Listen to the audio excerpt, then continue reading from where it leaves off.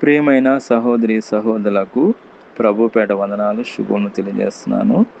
మీ అందరూ బాగున్నారా? మీ అందరి గురించి ప్రార్థన చేస్తూ వస్తున్నాం. మీరు ఎవరైనా కొత్తగా ఛానల్ చూస్తున్నట్లయితే దయచేసి సబ్స్క్రైబ్ చేసుకోండి. అదేవిధంగా ఇతరులకు కూడా తెలియచేయండి. ఈరోజు మనం దేవుని వాక్యంలోంచి నీవు ఇక ఏమాత్రం కన్నీళ్లు విడవు, యెషయా గ్రంథము 30 అధ్యాయము 19 రాయబడి ఉన్నది. కాబట్టి దేవుడు వాగ్దానం అండి, బాధల్లో ఉన్న వారికి, కష్టంలో ఉన్న వారికి, ఇబ్బందులు ఉన్న వారికి గొప్ప వాగ్దానం ఇస్తున్నాడు. మనం ఎలక్షన్ అప్పుడు రాజకీయ నాయకులు మన ఇంటికి వచ్చి మనకు ఓటేయమని అడుగుతూ ఉంటారు. వాళ్ళు వాగ్దానాలు చేస్తూ ఉంటారు, మీరు మాకు ఓటేస్తే మీకు ఇది చేస్తూ ఉంటున్నాడు. అదేవిధంగా దేవుడు బిడ్డలం కాబట్టి దేవుడు మనకు ఆయన కష్టంలో ఉన్న వారికి, ఇబ్బందులో ఉన్న వారికి, శ్రమలో ఉన్న వారికి దేవుడు గొప్ప వాగ్దానం చేస్తున్నాడు. ఆయన ఏమంటున్నాడంటే, నీవు ఇక ఎంత మాత్రం కన్నీళ్ళు విడవు అంటున్నాడు. ఇకపై నీవు అస్సలు కన్నీళ్ళు పెట్టవు. ఇక మీదట కన్నీరు కార్చాల్సిన అవసరము లేదంటున్నాడు. కాబట్టి మనకున్న కష్టాలు, బాధలు, శ్రమలు, ఇబ్బందులను బట్టి మనం కన్నీరు కారుస్తూ ఉంటాం. కన్నీరు ఎంతో ఎంతో వేదంతో మనం కారుస్తూ ఉంటాం. కాబట్టి మనకు దేవుడు ఇచ్చే భరోసైన వాక్యం ఏంటంటే, కన్నీరు కార్చాల్సిన అవసరం లేదు అంటున్నాడు.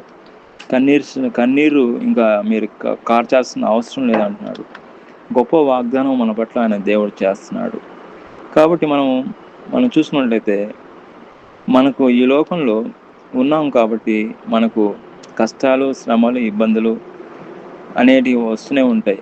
మనకు శ్రమలు లేని, ఇబ్బందులు లేని, మనకు ఇబ్బందులు, నిందలు లేని లోకం ఏంటంటే పరలోకమే.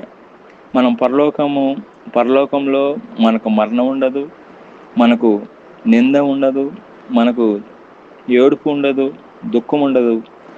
ఆ ప్రదేశానికి మనం పోవాలంటే ఒకే ఒక మార్గము, ఆ మార్గమే యేసు ప్రభు. దేవుడు వాక్యం చూసినట్టయితే యేసు ప్రభు, నేనే మార్గము, జీవము, సత్యము, నా ద్వారా తప్ప ఎవరునూ తండ్రి ఎద్దుకు రాలేడు.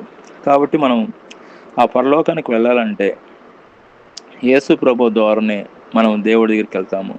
అదేవిధంగా మనం దుఃఖంలో ఉన్నప్పుడు మన కన్నీళ్ళు ఆటోమేటిక్గా కారిపోతూ ఉంటాయి.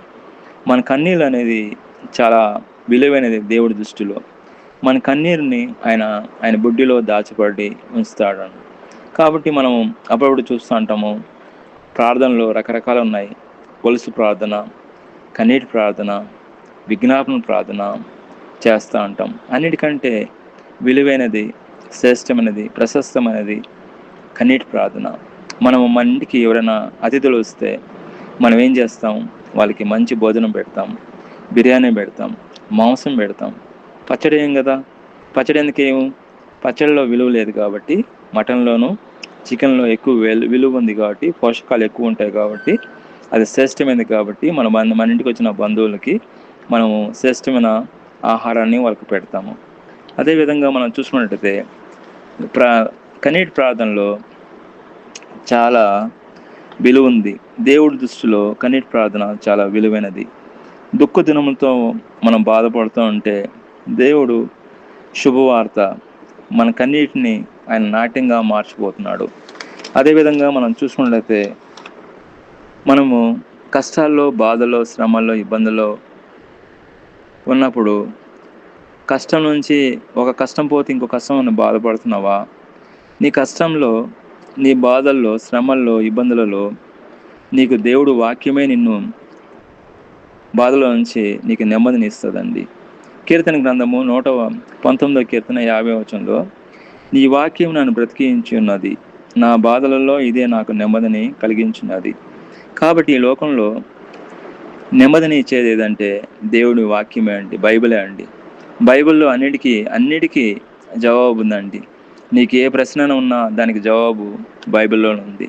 నీ కష్టాల్లో జవాబు బైబిల్లో ఉంది. నీ శ్రమల్లో జవాబు బైబిల్లో ఉంది. నీ ఇబ్బందులలో జవాబు బైబిల్లో ఉంది. బైబిల్లో శ్రేష్టమైన బుక్ అండి, శ్రేష్టమైనది, ప్రశస్తమైనది, అమూల్యమైనది.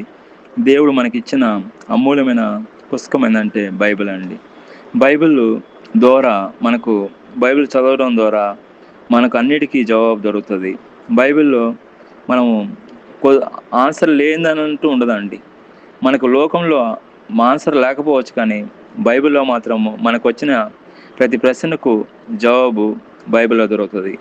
కాబట్టి నీ జీవితంలో దుఃఖంలో ఉన్నావా, కన్నీటితో ఉన్నావా, కుటుంబంలో సమస్యలతో బాధపడుతున్నావా, కుటుంబంలో నెమ్మది లేదని బాధపడుతున్నావా, కష్టం నుంచి ఇంకో కష్టం పోగానే ఇంకో కష్టం వస్తుంది బాధపడుతున్నావా, దేవుడు నీ జీవితంలో గొప్ప కార్యం చేయబోతున్నాడు.